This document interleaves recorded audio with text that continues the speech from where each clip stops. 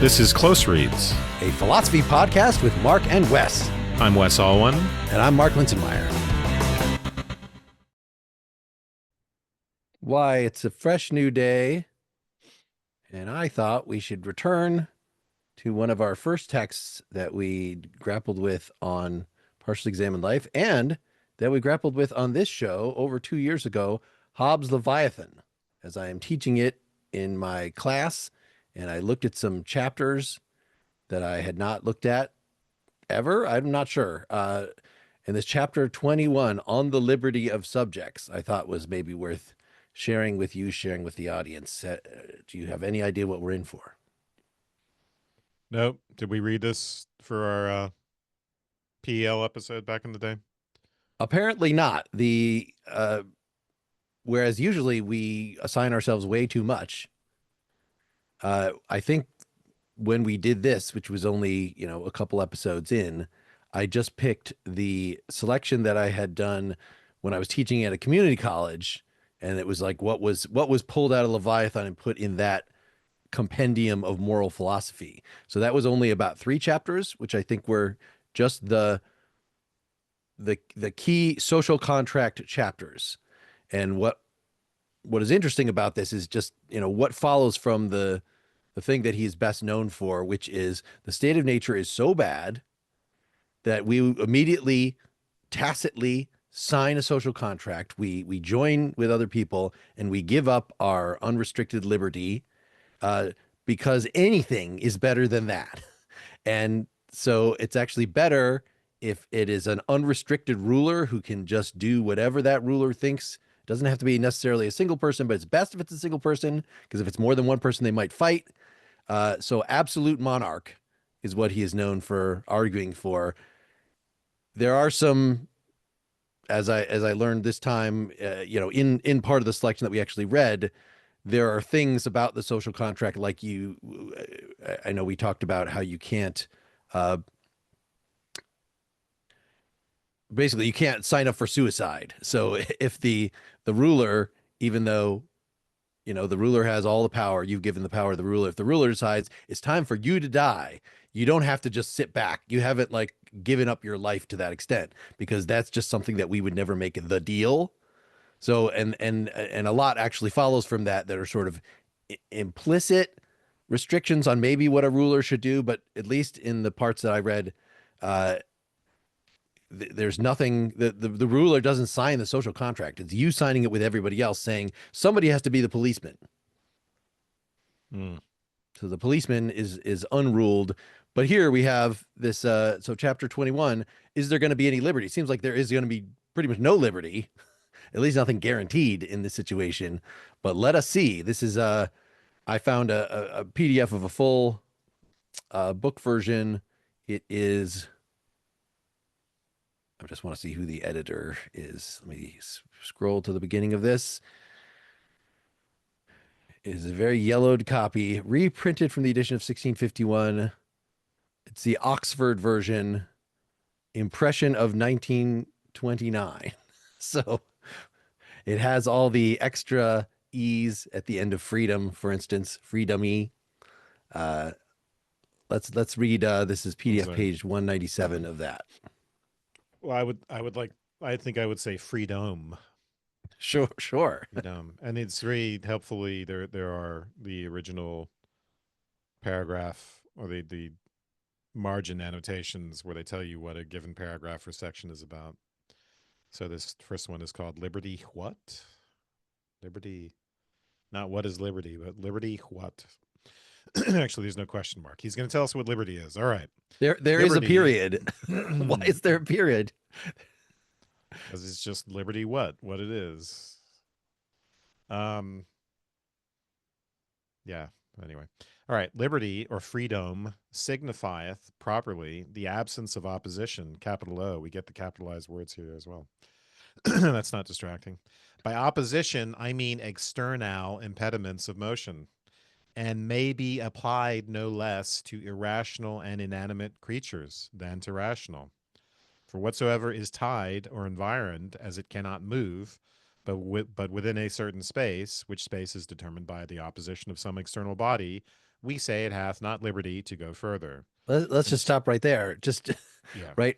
We, as we just determined in, we read the section on reason, chapter 5, a couple years ago on this podcast, that he is hyper concrete, hyper materialist.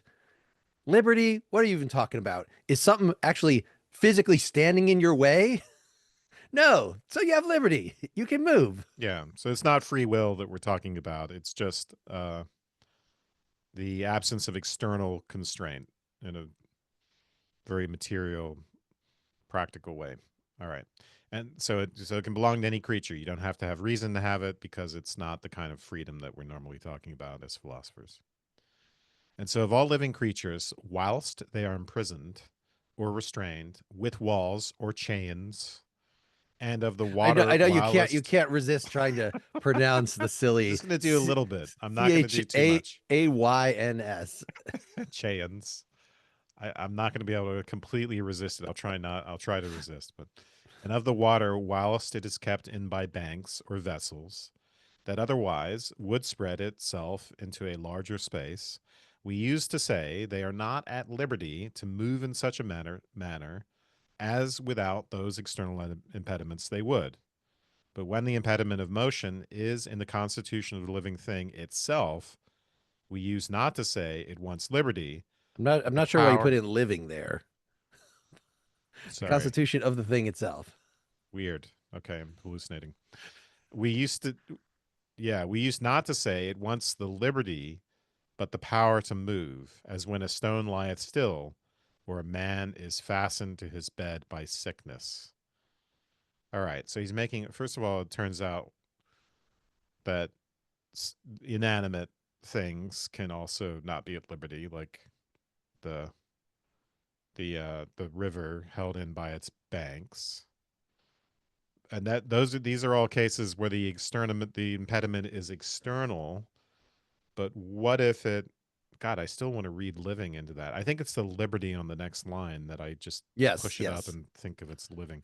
But anyway, we want to say that if the impediment comes from inside the organism, inside the house, uh, then what? What do we call that? Just We lacks the call it power. it lacks the power. That's it. Yeah. Which I guess that, well, let's think about. So if you in terms of free will sort of stuff, like you might say you don't even have you might think when you come to the edge of a cliff that you are free to jump off it, but you're actually not free to jump off it insofar as you see that there's a cliff there, insofar as you have a self-preservation instinct, insofar as you have no reason to want to jump off the thing. It's not enough of a reason to just prove a point about free will. So actually you are not free. So do we want to say then you actually do not have the power to jump off that? That does not sound like the stone has no power to move. Well, I think we do have the power to jump off in that I case. mean, we Well, I feel mean, like you're, we you're do. getting at an interesting, right? If we're complete determinists, you don't have the power to do anything. I mean, in the free will sense, we're not free to jump off the cliff or not jump off the cliff. It's all just determined by our brain and And I the think physical. Hobbes is known as that kind of determinist. Yeah. Yeah. So I'm So just thinking that's like at the for level of his, free will. Here we're talking about liberty, where it's a matter of external constraint to action or internal constraint, but some kind of deterministic constraint like sickness. And then I guess what you're getting at is we might bring up on analogy to sickness, which robs us of the power to move. We might say, well, everything is like a sickness, right? I'm determined by my biology in general, not just by my being sick. In which case, there there is no internal power to move, properly speaking. I'm just being pushed around by science, by laws.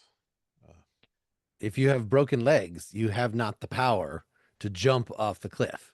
So that's the first part is are other restrictions, yeah, take power away from you that you otherwise might have. It seems like you just don't have the inclination. Yeah, All right. Well, let's just You could roll off the cliff, So if you're sure. crucified to the ground, sorry, then Yeah, you you can't do not roll off have the liberty. cliff unless You're you do not have the liberty.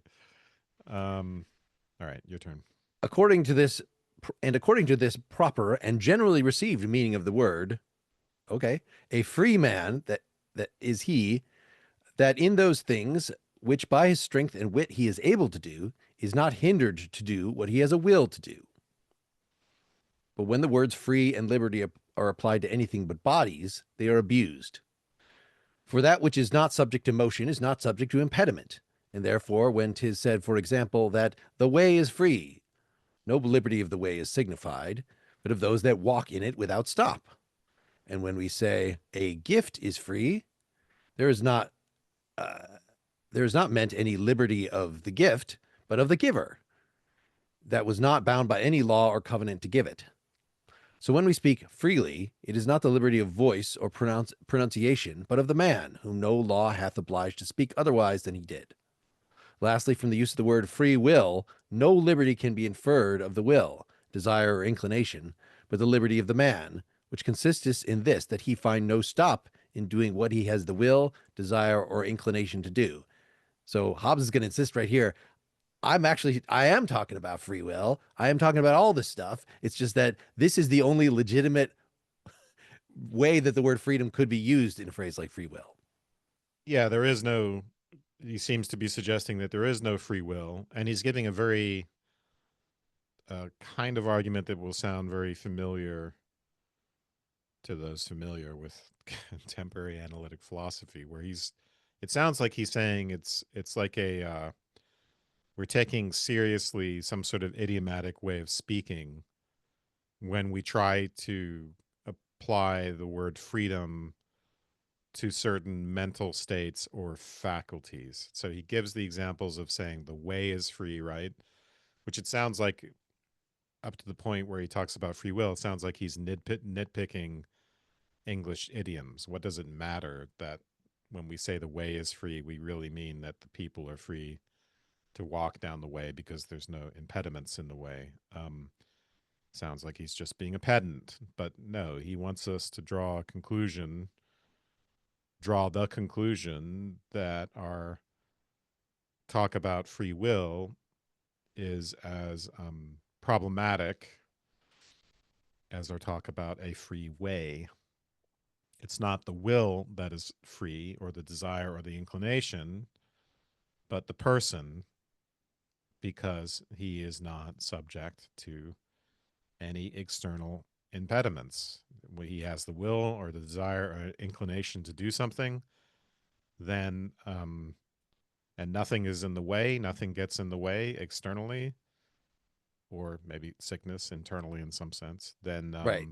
then he has liberty. But it's not there's no metaphysical version of this where the will is not, or desire, right? The will is not subject to any constraint whatsoever, right? So we're not just willing to do things because of biology or desire. I think there's no version of that for Hobbes. There's no version of free will in the metaphysical sense.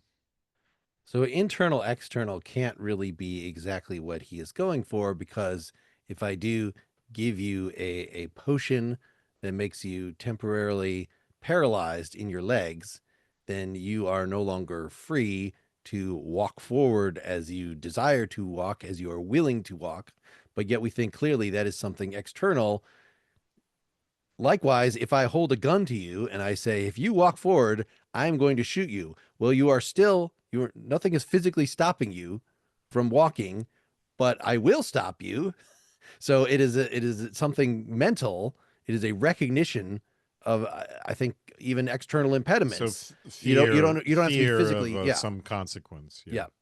You don't even have to, if there's rocks in the road, you don't have to bump into the rocks to be stopped by them. Just Right. seeing the rocks and noting that I cannot go forward, I'm being thwarted already. Which suggests that certain psychological states can be coercive as well. Yeah, it gets us into a gray area already. Are we at liberty to, this, I guess the cliff example is this is why you brought it up, but are we at liberty to, um, I guess, hit the rocks? In a sense, yes.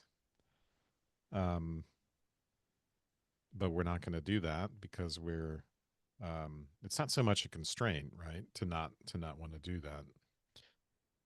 We just don't want to do it. And if we don't want to do it and we don't do it, then we're free, according to Hobbes. As we are going to see a little later in this chapter, which I've cheated and I read this already. He thinks, actually, it's the next sentence. So we'll go ahead and read it. All right. Okay, so we're anticipating. All right. Theora and liberty are consistent.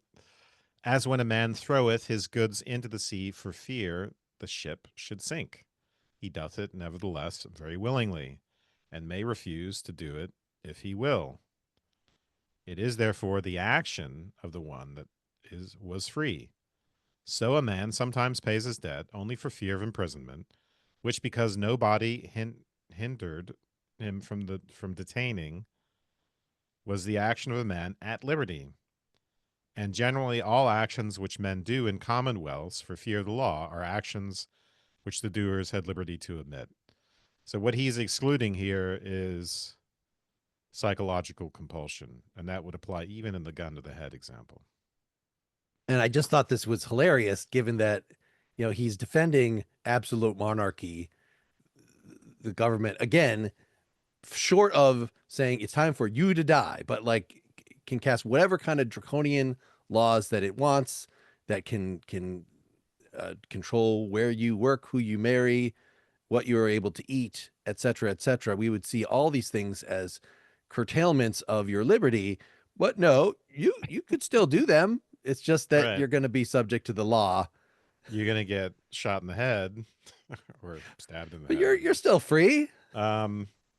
Yeah, you were free to do that if you were willing to die. We're not taking away your freedoms. Next paragraph: liberty and necessity are consistent, as in the water that hath not only liberty, but a necessity of descending by the channel. So likewise in the actions which men voluntarily do, which because they proceed from their will, proceed from liberty. And yet because every act of man's will and every desire and every inclination proceedeth from some cause, and that from another cause in a continual chain whose first link is in the hand of God, the first of all causes, they proceed from necessity. So that to him that could see the connection of those causes, the necessity of all men's voluntary actions would appear manifest. And therefore God that seeth and disposeth of all things seeth also that the liberty of man in doing what he will is accompanied with the necessity of doing that which God will, and no more, no less, nor less. For though men may do many things which God does not command, nor is therefore author of them, yet they can have no passion nor appetite to anything of which appetite God's will is not the cause. And did not his will assure the necessity of man's will, and consequently of all that on man's will dependeth, the liberty of men would be a contradiction, and impediment to the omnipotence and liberty of God. And this shall suffice, as to the matter at hand, that natural liberty, and this shall suffice of that natural liberty, which only is properly called liberty. So he's a determinist and he's a certain kind of compatibilist. That's the weakest kind of compatibilism. The determinism, he wants to say something like Laplace's demon, right? Where if we knew all the initial conditions and all the laws of nature, we could predict everything that unfolds in the universe. And you can trace it back to the singularity, to the creation of the universe, or to the first mover of the universe, God, although we could just as easily say the Big Bang. But since all causal chains ultimately go back to whatever the first mover is, then the first mover, in a sense, is the cause of all those things, and they're determined. So even our psychological states, our desires, our inclinations are similarly determined So everything we do is determined. But that's not inconsistent with his version of freedom, which is to say liberty, um, or the lack of a external is the wrong word, we decided, but lack of what? I mean, Constraint, an impediment. Yeah, a impediment. Yeah. constraint. Um, so yeah. So it's not like the word compatibilism in philosophy where determinism of some sort is thought to be compatible with free will. There are various different versions of that. Sometimes the one that I like, I would call reason responsive. I think it's there in Leibniz, It's Aristotle, and yeah. Saint Augustine, but it um, but that's not the type of compatibilism he's talking about. He's talking about this very minimalist type where he's basically saying there is no such thing as free will. So he's not a compatibilist in the metaphysical sense. He's an incompatibilist, but a determinist. Well, is he going to allow for the ordinary language distinction between voluntary and involuntary? Right? That is Aristotle's initial thing to say. Not that Aristotle's saying, I don't know what you're talking about by free will, because this wasn't an issue in Aristotle's time, but just the way that he introduces it is, of course, there's some things that we do because we will it, and we want to say we do those freely. And Hobbes has said that if you desire to do it, if you will to do it, and you're able to do it, then you had the liberty, you are exerting your freedom to do it. Whereas some things have to be involuntary, and certainly if somebody grabs your hand and makes you push a button, then you did not voluntarily do that. Could there be a physiological thing that is outside of your will or your desire, that you have a spasm, you involuntarily in your spasm bumped into somebody, pushed them off the cliff, whatever the thing is? It seems like he would have to say that that is not you exerting your liberty, Right. right? Even though it's by the same basic kinds of causal mechanisms that otherwise are used. But I think the desire and will, right? Maybe Aristotle might pull those apart. Plato certainly pulls those apart. That if you, because the reason responsiveness that you referred to, right? If you do something just out of base desires, then you're just being like an animal. If you do something out of uh, calm, collected reasoning, then you're exerting a sort of freedom that's not available to animals. But for Hobbes, it seems like there is no distinction between those two. It's just if it is desired or willed, then it's free. But there Yeah. still must be actions that are not free. I think willing, I think he probably generally thinks is predicated on desire, although Yeah. I think his account is open to any sort of reason that we might have, whether that reason is a desire or something else. I think it's open to reason responsiveness. Um, but yeah, as you point out, there's got to be some intervening psychological state. Otherwise, we can't make sense of this, right? It's for involuntary actions like breathing, it wouldn't make sense to say we are at liberty to do that. It's got to be something that is desired or willed for whatever reason. Let me just read this short one. But as men, for the attaining of peace and conservation of themselves thereby, have made an artificial man, which we call a commonwealth, so also have they made artificial chains called civil laws, which they themselves by mutual covenants have fastened at one end to the lips of man or assembly, to whom they have given the sovereign power, and at the other end to their own ears. These bonds, in their own nature, uh, but weak, may nevertheless be made to hold by the danger, though not by the difficulty of breaking them. So here we do have a example of psychological compulsion, right? So for fear of punishment, we're going to obey the law. And so they're analogous in a way to natural law, but natural law is true necessity. Here we have weak necessity, right? We can break the law if we so choose. CHOOSE. Um, all right, shall I read on? Yeah, keep going. In relation to these bonds, only it is that I am to speak now of the liberty of subjects.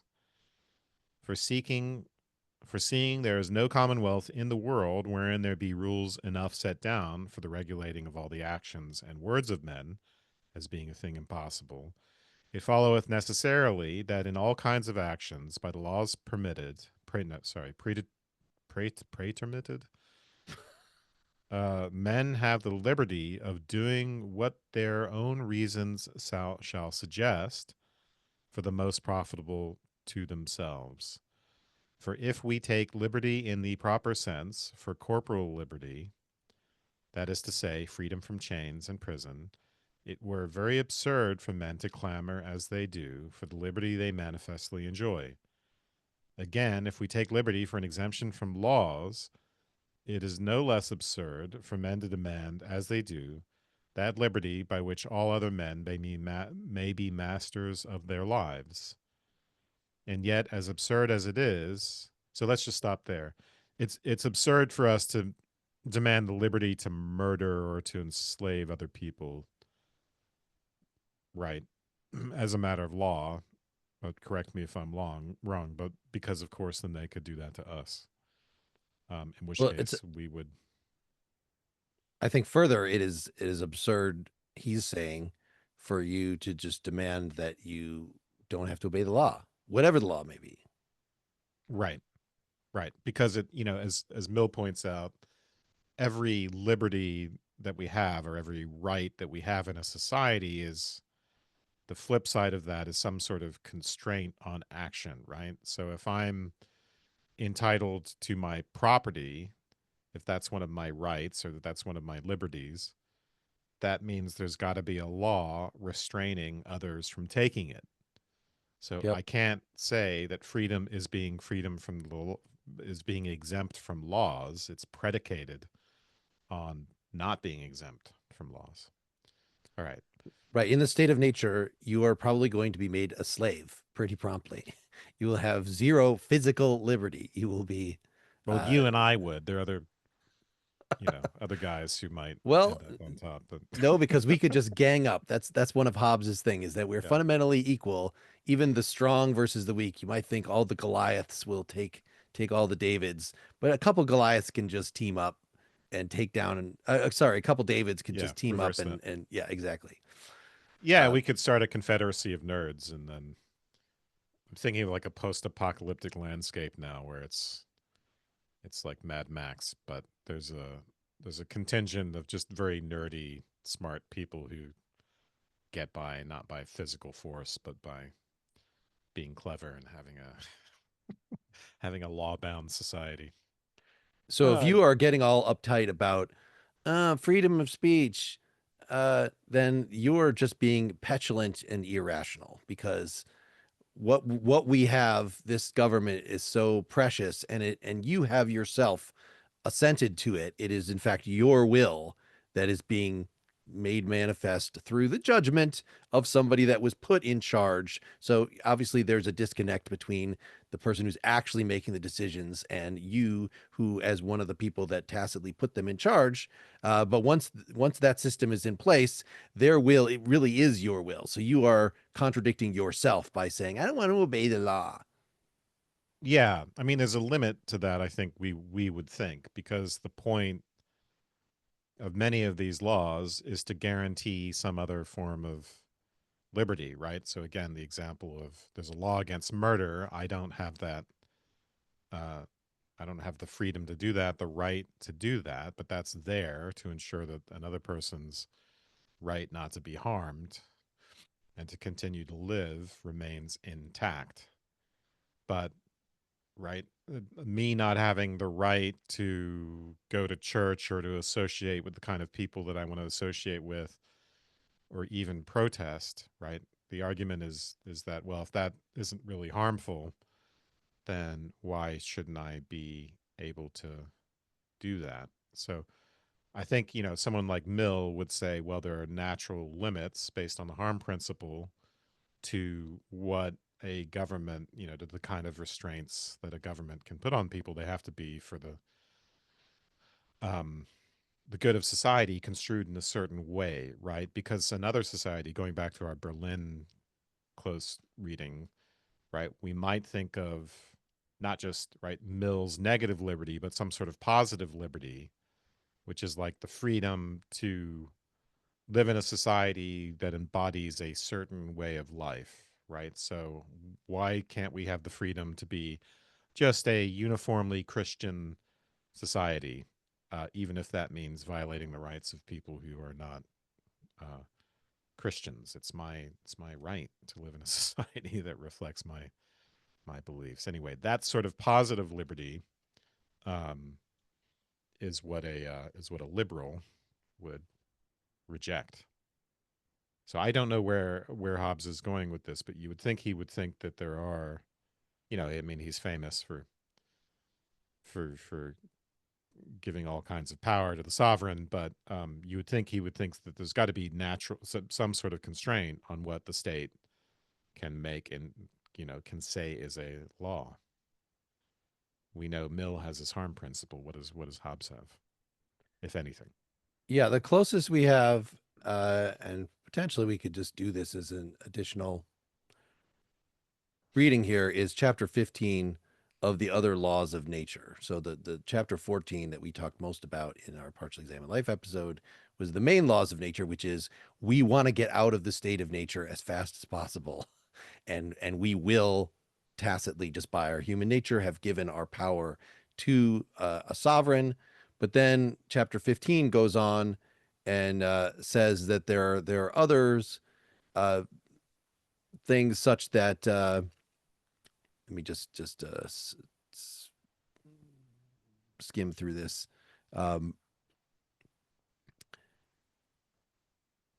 Like we by this the law of nature, we have sort of committed ourselves to getting along, to being, to getting along with others, right? We don't want the society to break down, so it is in our interest to just sort of be pleasant to other people. So there is that. That's not saying the again, the ruler is not bound by the social contract, but we as subjects are bound to obey. We also want, he said, has things to say about uh, justice, that we do want an arbitrator who is impartial. So we want, when we do, I'm trying to be nice to you, but when we have a dispute, we don't want somebody to just go, pick their friend every time. We want some actual fairness. So even though he's not putting this in terms of this is a limit on the ruler, because again, the ruler is not bound by the social contract, the implication is definitely that the ruler should be fair. Like, how could we get this fair representation unless we have that? And he sort of goes a little further down that road in terms of what constitutes fairness. Well, it could be like dividing things evenly, or what about something that can't be divided? Well, maybe just give it by lot, so actually being the firstborn, uh, even though that seems like a primary unfairness. Well, it's a certain kind of randomness that is fair because it's just, random for Mhm. everybody. So that's the Yeah. kind of stuff that So he goes down. yeah. Okay. So yeah, we imagine that there's got to be some limit on the sovereign, but it's not as straightforward as say Mill's harm principle. Right. And we All certainly right. don't, as in Locke, have the right to over, or the obligation to overthrow the sovereign if they go beyond. It's just we would just Mm, consider it kind of unfair. right. Yeah. All right. Let me just finish up this Yeah. paragraph. And yet, as absurd as it is, this is as absurd as people wanting exemptions from law. As absurd as it is, this is it they demand, not knowing that the laws are of no power to protect them without a sword in the hands of a man or men to cause those laws to be put in execution. The liberty of a subject lieth therefore only in those things which, in regulating their actions, the sovereign hath pretermitted. Let's just say permitted. I'm pretty sure that's what that means. but Okay. Such as is the liberty to buy and sell and otherwise contract with one another, to choose their own abode, their own diet, their own trade of life, and institute the children as they themselves think fit, and the like. Which it sure seems like it implies that the sovereign isn't isn't allowed to regulate those things. Yeah, it's weird. He really sidesteps this. But the sovereign is allowed to regulate those things. It's just he said, well, come on, no matter how much of a busybody, the like he just can't control every little thing. Like it's just so they don't have the technology, the bureaucracy of oppression, of dictatorship that we can imagine back in this time. Like he just can't imagine, okay, yeah, there's the king up on his hill and the king might say like there's not freedom of speech when it comes to criticizing the king. Like that is essential. I feel like for my reign to be stable, I can't have a bunch of rebels running around. And once you start, it's going to be sort of a broken window policy.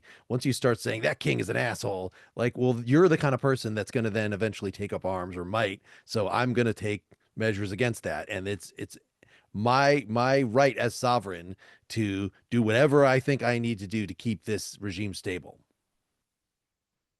All right. So he's going to tell us in the next section that liberty of the subject is consistent with the unlimited power of the sovereign. Yeah. Why don't you go Right.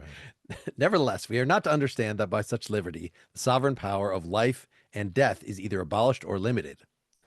For it has already been shown that nothing the sovereign representative can do to a subject on what pretense soever can properly be called injustice or injury, because every subject is the author of every act the sovereign doth, so that he never wanteth right on anything otherwise than as he himself is the subject of God and bound thereby to observe the laws of nature.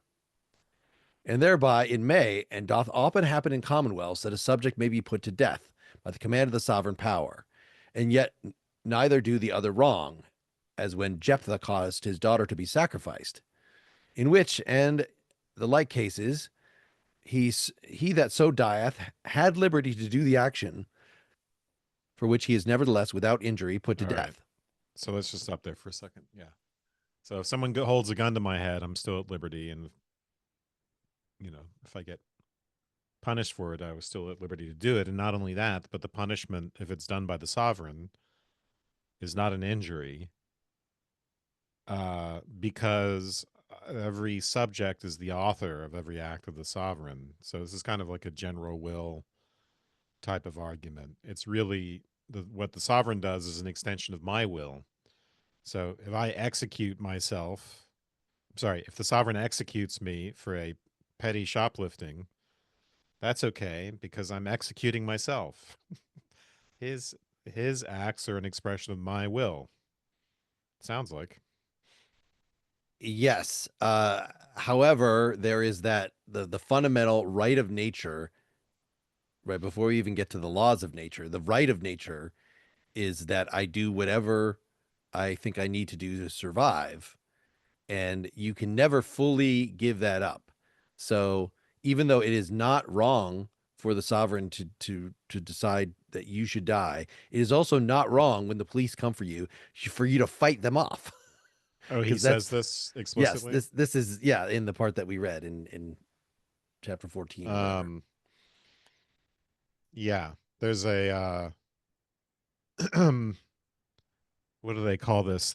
In contemporary terms, there are prerogatives for agents when it comes to self-defense. This is why I was always trying to convince you that so there's something special about self-defense because we can defend ourselves even when the other person is sleepwalking and right. So they're not guilty of anything, but killing them would be warranted. It's kind of like an agent relative absolute prerogative that nothing can override to try to survive in those cases, which is weird. It's like a little it's like a little tear in the fabric of of our moral universe. It's like a little singularity.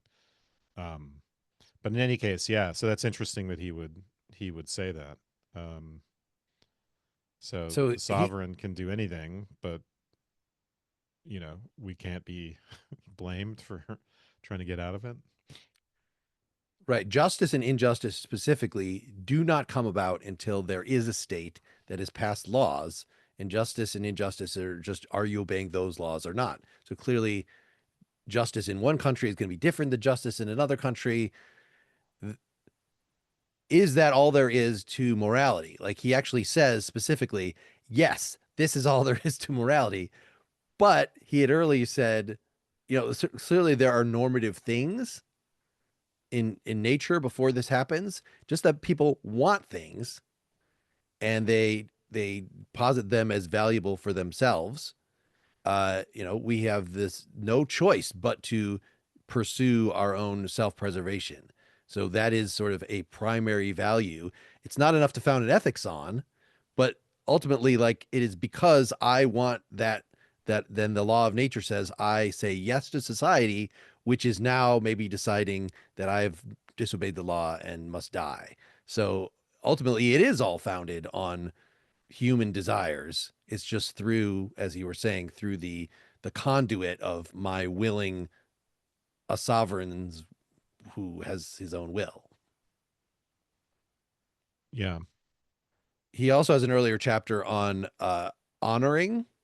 So whenever I ask you for help, I'm honoring you. Whenever I praise you, I'm honoring you. So this is before there's a society coming along, before there's a state, there are acts of not only of desire, I want that, I posit that as valuable, but I am expressing that this is something to be honored.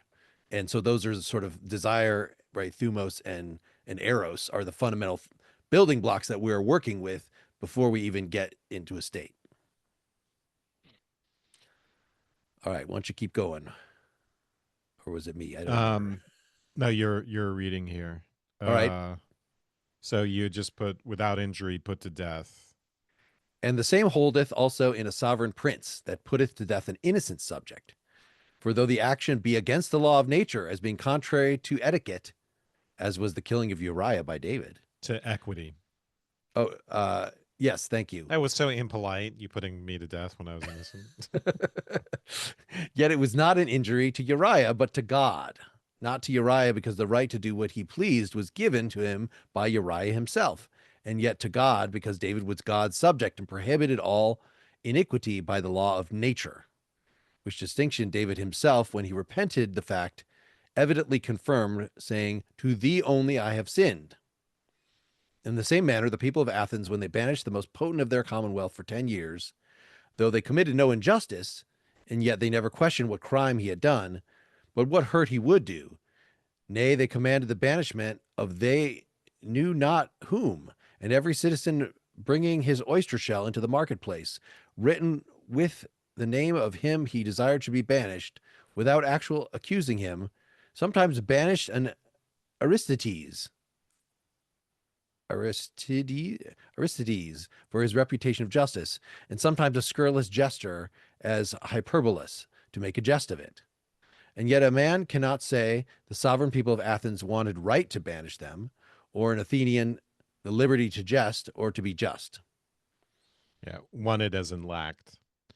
So this is a interesting thing for him to say. The sovereign can do something that is an iniquity, but it's to God, it's not right. Yeah. people. So I guess I spoke wrongly that human desire and human thumos are the only things that give normativity in a basic sense to the world, because there are these laws of nature that included, as I said, things like being an impartial judge, distributing goods in an equitable way somehow, right? Don't punish the innocent. Don't do things whimsically. Like those are part of what they are given by our desire, right? I want to get out of the state of nature into something that's better. And so I want it to have these characteristics.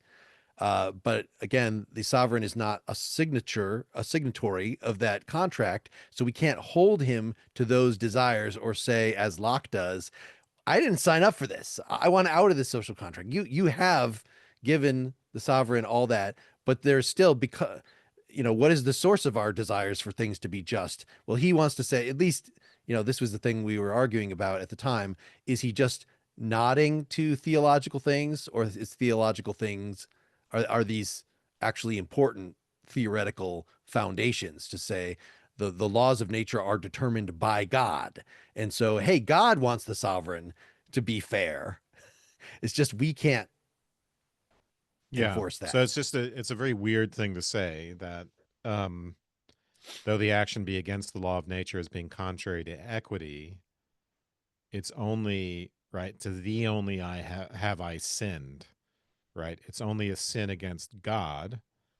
It's an inequity in a sense to God. But it's Yeah. not something and it's not an injustice to the innocent subject who is put to death is not the victim of injustice. It seems like that's what he's saying, right? Because the sovereign has near absolute power, which is not to say, right? So that, and then he gives the example of Athens. They don't commit an injustice when Do you they know anything about this oyster no, I shell? don't know the specific example, but when they exile someone who didn't really deserve it, right? They haven't committed an injustice. It's very, very odd. If I'm construing this correctly, and it sounds like from what you're saying I am, that's a really odd thing to say. So it's an injustice relative to God, but not an injustice relative to society or to the individual who's the victim of this.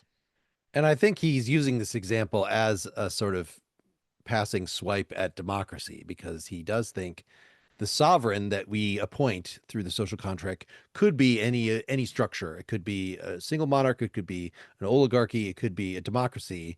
But he thinks that always, right, for Aristotle, there's the good kind. So aristocracy is good and oligarchy is bad, and it becomes bad because the rulers are ruling for their own sake and not for the sake of the populace. A monarch is good, a tyrant is bad. A monarch is ruling for the sake of the populace. A tyrant is ruling for his own sake. Hobbes just think everybody is going to rule for their own sake. Everybody is selfish. So you're still going to be better off to have one person. And really, how many times is the public justice going to interfere with their personal interest? They're always going to judge in favor of their personal interest where there's a conflict, but there's just not going to be that many conflicts. Where if it's a democracy, well, everybody's involved. Everybody has a bone to pick with something. And so, like, there's hardly going to be any decisions that are made that are actually fair. Mm-hmm. So somebody could just, as a jest, say, "Hey, let's execute. Let's kick Wes out. He looks funny, and if he Mm-hmm. can get enough people, okay." And probably a sovereign is not going to do that. I We can see. hope. All right. In the next paragraph, he's going to tell us how the liberty which writers praise is the liberty of sovereigns, not of private men. Wow. Wow, Hobbes. All right, let's see. The liberty whereof there is so frequent and honorable mention in the histories and philosophy of the ancient Greeks and Romans, and in the writings and discourse of those that from them have received all their learning in the in the politics, is not the liberty of particular men, but the liberty of the commonwealth. So this is right. This is Berlin's positive liberty as opposed to negative liberty. Negative Mm-hmm. liberty is about individual rights. Positive liberty is about that of the commonwealth. All right. The liberty of the commonwealth, which is the same with that which every man then should have if there were no civil laws nor commonwealth at all. So he's saying, it sounds like he's saying that state of nature rules apply to the commonwealth as a whole, Yes, right? Which is as we learned in the conclusion total of Lord of the freedom. Flies, that oh, the soldiers that rescue the boys who are in a state of chaos, they are right now at a war. They're in a state of chaos with all the other nations of the earth. Yeah. And the effects of it also be the same. For as amongst masterless men, there is perpetual war of every man against his neighbor. No inheritance to transmit to the son, nor to expect from the father, no propriety of goods or lands, no security, but a full and absolute liberty in every particular man. So in states and commonwealths, not dependent on one another, every commonwealth, not every man, has an absolute liberty to do what it shall judge, that is to say, what that man or assembly that representeth it shall judge, most conducing to their benefit. Again, this is just, he's saying state of nature rules apply to the commonwealth as a whole. But withal, they live in the condition of a perpetual war, and upon the confines of battle, with their frontiers armed, and cannons planted against their neighbors round about. The Athenians and Romans were free, that is, free commonwealths. Not that any particular men had the liberty to resist their own representative, but that their representative had the liberty to resist or invade other people. Wow. There is written on the turrets of the city of Luca, in great characters at this day, the word libertas. Yet no man can thence infer that a particular man has more liberty or immunity from the service of the commonwealth there than in Constantinople. Whether a commonwealth be monarchical or popular, the freedom is still the same. All right, this is not my understanding of classic Greek and Roman, the classic Greek and Roman concept of liberty. They seem to be, unless I'm misremembering this, they seem to be interested in individual liberty, right? Why did Caesar get stabbed? They were worried he'd become a dictator, or he's about to become a dictator, and that that would mean, partly the oppression of individual liberties. This is something that in the Roman Republic was a big concern. So, but Hobbes wants to say, no, these writers, when they talk about liberty, they're talking about the liberty of the state, not of the individual. And he identifies the liberty of the state with the liberty of an individual in the state of nature, which is to say, you can do everything you want that's conducive to your own benefit, even if it means raiding the other guy's camp and killing him and taking all his possessions. That's your total liberty in the state of nature, and that's what states always have. Yep. And that's what the ancients were talking about. And so if you see libertas chiseled in stone somewhere, don't get all warm and fuzzy about, oh, they cared about individual freedom. No, they didn't. They just cared about the freedom of the Commonwealth. I don't think so, Hobbes, but yeah. So it seems like we would have to carry some of the logic of what he said about individuals, that you could be free and still be in fear, to commonwealths, so that if you are hemmed in, right, to have the liberty to invade somebody is not to have the power to invade somebody, because maybe they're going to kick your ass if you invade them. You have strong countries on all the borders. As long as they do not actually come in and take you all, obliterate your government and take you all slaves, then you're still a free government. You're more free if you can travel freely, and that there's not those iron walls against you on all sides. But it seems like, yeah, as long as there's no external impediments, we know, for individuals make you unfree. Internal impediments do not. So the fact that you might be Sparta with a very rigorous internal discipline, that does not make you unfree, right? The lack of freedom would only come from actually being conquered, right? Yeah. Let's keep going. But it is an easy thing for men to be deceived by the specious name of liberty, and for want of judgment to distinguish, mistake that for their private inheritance and birthright, which is the right of the public only. And when the same error is confirmed by the authority of men and reputation for their writings in this subject, it is no wonder if it produce sedition and change of government. In these western parts of the world, we are made to receive our opinions concerning the institution, the rights of the commonwealth, from Aristotle, Cicero, and other men, Greeks and Romans, that living under popular states derive those rights not from the principles of nature, but transcribe them into their books out of the practice of their own commonwealths, which were popular. as grammarians describe the rules of language out of the practice of the time, or the rules of poetry out of the poems of Homer and Virgil. And because the Athenians were taught to keep them from the desire of changing government, that they were free men, and all that lived under monarchy were slaves, therefore Aristotle puts it down in his Politics. In democracy, liberty is to be supposed, for 'tis commonly held that no man is free in any other government. And as Aristotle, so Cicero and other writers have grounded their civil doctrine on the opinions of the Romans, who were taught to hate monarchy, at first by them that having deposed their sovereign, shared amongst them the sovereignty of Rome, and afterwards by their successors. And by reading of those Greek and Latin authors, men from their childhood have gotten a habit, under a false show of liberty, of favoring tumults and of licentious controlling of the actions of their sovereigns, and again of controlling those controllers with the effusion of so much blood. As I think I may truly say, there was never anything so dearly bought as these Western parts have bought the learning of the Greek and Latin tongues. Okay, so I've misinterpreted him in the previous paragraph because I thought he was saying the ancients were not interested in individual liberty, and now but the liberty of the sovereign. But I think what he was saying is that, properly speaking, that's what they should have been interested in. That's what liberty refers to, properly speaking, and that the influence of the ancients, because of their obsession with democracy, with the popular government, has been pernicious. It's been corrupting. And we should understand them that they were just preaching the status quo.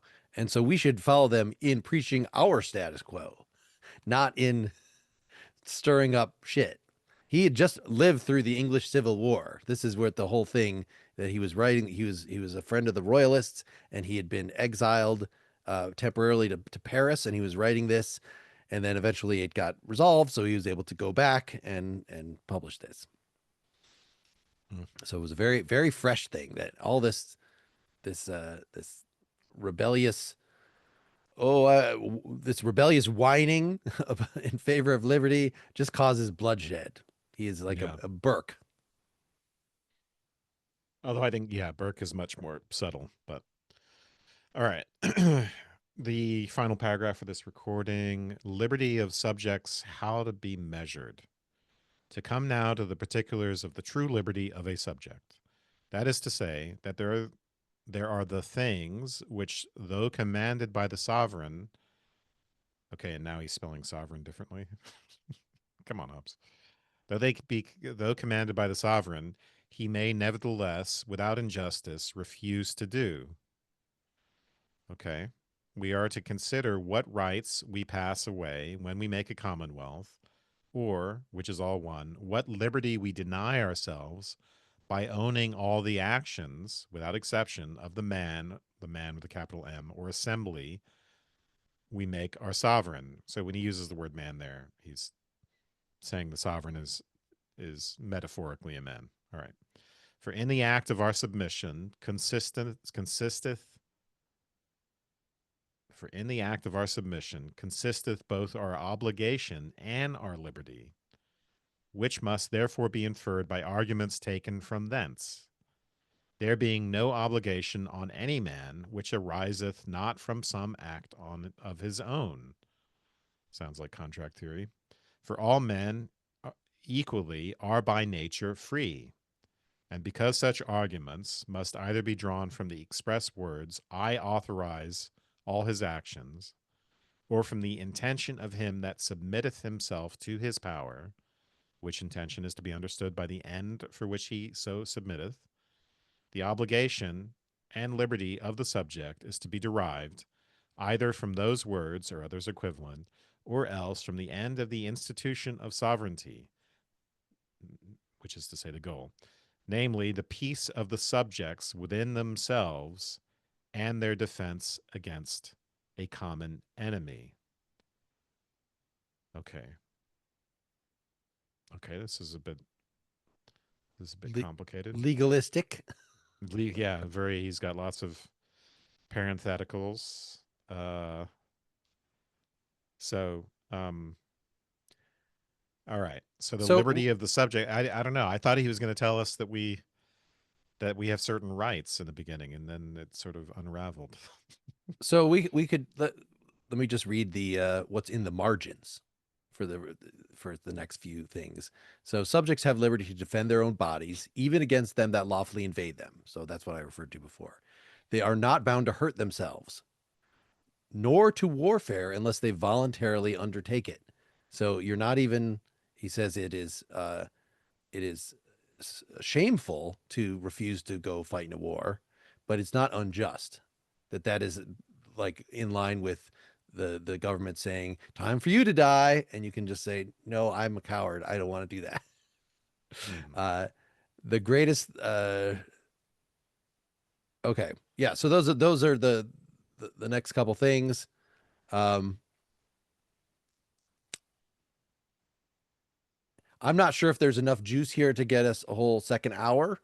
If you feel like you've gotten the flavor of it, we could just stop here, or we could read, we did read 5 out of the 10 pages today, so we could do a second one on the other 5 pages Why don't if you're interested. we don't have to do all of the rest of this? I think the greatest liberty lying in the silence of the law would be interesting. So I don't know. Do you want to pick and then we could move on to another selection? Do you want to just get what we can get out of the rest of this, but then do another section next time? I mean, I could just read that. The greatest liberty in the subject depend on the silence of the law. In cases where the sovereign has prescribed no rule, there the subject hath the liberty to do or forbear according to his own discretion. And therefore, such liberty in some places more, some less, sometimes more, some less, according as they think the sovereignty shall think most convenient. So it's just stating a point that's already made, that hey, you have a lot of liberty, like, because the sovereign is just not going to have time to prohibit things. Right. Right. Well, there's a few paragraphs on after that. Yeah, well, it sounds like you don't want to do more Hobbes. I'm up for it if you're interested, but we could I am we could move interested on. always, yeah. Okay. All right. Well, we'll think about this. Maybe actually going back to that earlier chapter, that was one that we officially read for the partially examined life, that does give these positive. What are we actually committing to? That might be a little more illustrative than just reading the rest of this. So we'll decide before a week from now when we actually record it. Hey, thanks for listening. Yeah, just to remind you, if we do a part 2 of this, which it looks like we're probably going to in some form or other, you'll only get that if you are signed up, paying us a little bit of money, either through patreon.com/, close reads philosophy, or the $10 option at patreon.com/partially examined life, which bundles your support for partially examined life with support for close reads. If you already support partially examined life through a website or something, then that wouldn't make as much sense. So you could do the other one. Everything that is posted on the public feed, which you might have discovered this on, might be listening to this through at closereadsphilosophy.com, or through Apple Podcasts, or maybe you're even watching this on YouTube. Hello. You can see us if you're on YouTube. We always put the part 1s up on YouTube, but you could get videos for all the parts through that Patreon option, and audio, to your favorite podcast app, through including Spotify, through the Patreon option. So you might as well go there. In fact, the Patreon one, there are no ads. Still there are public parts. All the public stuff that's available on Apple Podcasts is available there. And actually, you could still apply the Patreon feed. You could still listen to it through the Apple Podcast app. Anyway, that's I feel like I'm repeating myself. We would love if you leave a nice rating and review. If you look up the Apple Podcast page for this, that will help people learn about the show. Thanks. Thanks.